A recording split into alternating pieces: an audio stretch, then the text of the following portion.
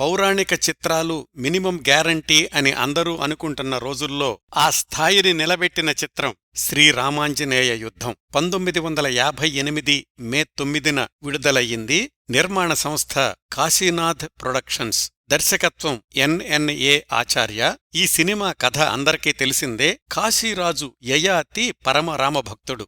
ఆయన కొలువులో తనకి అవమానం జరిగిందని భావించిన విశ్వామిత్రుడు రాముడి దగ్గరికెళ్తాడు. తనను పరాభవించిన వాడిని వధించమంటాడు. అతడు యయాతి అని తెలియక మాట ఇచ్చేస్తాడు రాముడు. యయాతి తన రక్షణ కోసం అంజనీదేవి ఆశ్రమానికెళ్తాడు.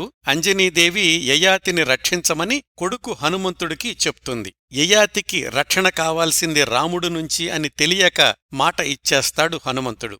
రాయబారాలన్నీ విఫలమై యయాతిని వధించాలి అనుకుంటున్న రాముడికి, యయాతిని రక్షించాలి అనుకుంటున్న హనుమంతుడికి మధ్య యుద్ధ వాతావరణం నెలకొంటుంది. రామబాణమా రామనామమా, శక్తియా భక్తియా, ఈ సందేహాలకి సమాధానమే ఈ చిత్రం ముగింపు. ఈ సినిమాకి మాటలు కొవ్వలి రాస్తే పాటలు రాసింది దైతా గోపాలం, తాండ్ర సుబ్రహ్మణ్యం, ఆచార్య.